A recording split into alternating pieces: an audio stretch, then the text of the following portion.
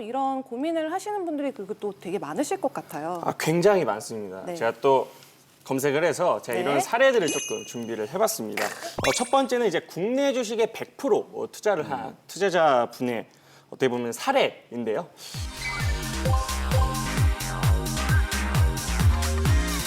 이건 어때요? 이분의 현재 수익률을 보면 놀라지 마십시오. 마이너스 37%. 그거 보세요, 정말요? 대표님.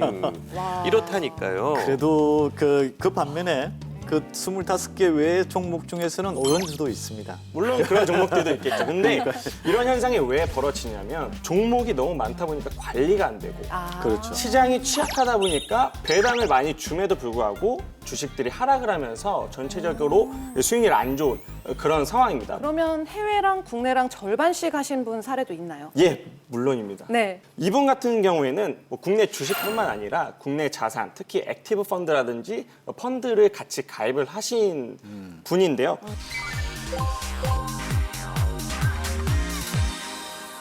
이분의 수익률은 현재 4.5% 정도 됩니다. 국내 증시가 흔들려도 환율이 상승하는 부분과 미국 주식은 계속해서 올라가고 있잖아요. 이러한 부분들이 좀 수익률을 서로 상쇄를 해주는 그런 반면에 배당에서 나오는 배당은 꾸준히 받아가는 그런 포트폴리오를 지금 구축을 하고 계신 분입니다. 마지막으로 이제 해외 자산에 100% 투자를 한 고객님의 사례인데요. 네. 장단컨대 좋았을 겁니다. 아, 좋았다. 네. 확실하십니까? 대표님 귀를 크게 열고 예, 들어주시면 알겠습니다. 좋겠습니다.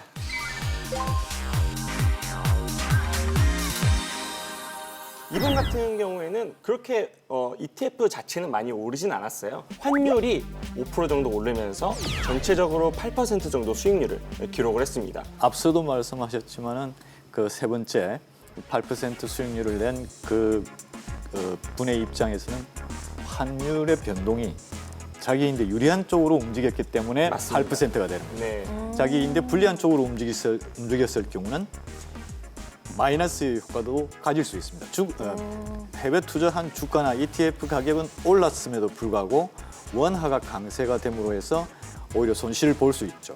그래서 제가 50대 50을 주장하는 겁니다. 저는 100% 동의하지 않습니다. 왜냐하면 환율이 떨어질 수가 있다라는 리스크를 말씀하셨지만 환율이 떨어진다, 즉 원화 가치가 올라간다는 거는 국가 경쟁력이 그만큼 좋아져야 되는데 지금 우리나라 시장 상황을 봤을 때 우리나라 경쟁력이 수출이 증대되고 지표들이 잘 나와서 환율이 떨어질 것이다라고 생각하기에는 상당히 어려운 상황이기 때문에 그 리스크를 기회로 그래서 환차익을 노리는 해외 투자로 가야 된다라고 저는 생각하고 있습니다. 그런데요.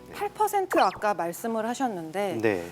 좀 작지 않은 것임에도 불구하고 국내에서 얻는 이익률보다는 그렇게 막 크게 와닿지는 않거든요. 이쯤에서 퀴즈 하나 내볼까요? 네. 네. 세 명의 투자자가 네. 세 분의 투자자가 각 1억씩 3년간 투자를 시작합니다. 갑은 첫 해에 50% 손실을 났지만 두 해에는 열심히 노력을 해서 플러스 50, 플러스 50을 냈습니다. 을은 첫 해 플러스 50%를 내고 두 번째에 실수로 50%를 까먹었습니다. 하지만 세 번째에 다시 수익을 내서 플러스 50%를 낸 경우가 있고요. 병은 첫 해에 50% 수익을 내고 둘째에도 50% 수익을 내고 하지만 마지막 해에 운이 안 좋아서 마이너스 50% 손실을 낸 거죠. 어떤 분이 가장 큰 수익을 냈고 어떤 분이 가장 적은 수익을 냈을까요? 단순 계산으로 계산을 하지 않고 단순한 느낌으로는 세 번째 3년 차에 50% 마이너스가 됐다는 것은 그동안 벌었던 돈의 반절을 날린 꼴이 되니까 제일 손실이 크지 않나는 단순한 생각입니다. 빠지고 오르고 다 한 번씩 경험을 했기 때문에 네. 마지막에는 좀 비슷하지 않을까요? 신 팀장님 어떻게 생각하세요? 저는 좀 네. 다르게 생각하는데 네. 아무래도 처음에 좀 50%를 빠진 상황에서 네. 뒤에 50%씩 수익을 두 번 냈잖아요. 네. 갑이 좀 가장 높은 수익을 내지 않았을까 생각합니다. 헷갈리는데요. 네, 계산기를 좀 갖다 드리고 싶은데 세 분 다 정확히 12.5%의 수익을 납니다. 하지만 제가 말씀드리고 싶은 건 12.5%의 수익이 아니고 가불병 이외 정이라는 친구는 우량한 채권의 4%짜리 채권을 3년간 투자를 했습니다. 결과가 같다는 걸 알 수 있을 거고요. 하지만 틀린 점은 크게 두 개가 있습니다.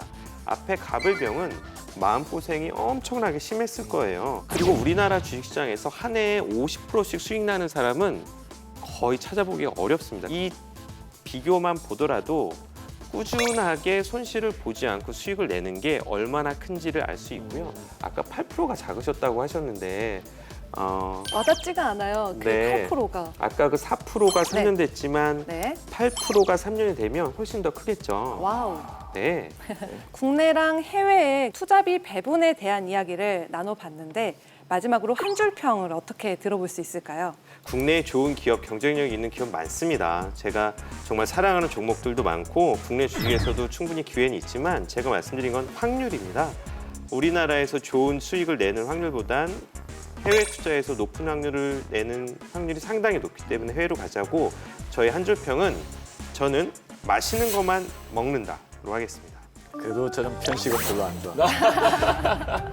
한국 시장이 다시 어느 정도 경제적인 그 요인들이 스포트가 되고 대외적인 무역 거래가 뭐 수출이나 수입이 어느 정도 적정 수준, 건전한 수준으로 돌아갔을 경우 반등할 여지가 있기 때문에 또 반등의 폭이 클 가능성이 있기 때문에 한국의 반, 미국의 반.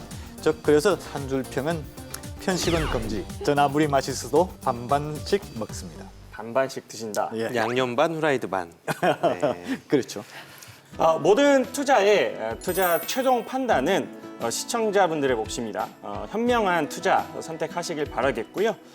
해외 투자에 대해서 좀 더 알고 싶다, 좀 더 정보를 얻고 싶다 하고 생각하시는 분들은 카카오톡 플러스 친구에서 필살기 해외 투자를 검색해 주셔서 저희에게 연락 주시면 저희가 보다 자세하고 정확한 정보를 알려드리도록 하겠습니다.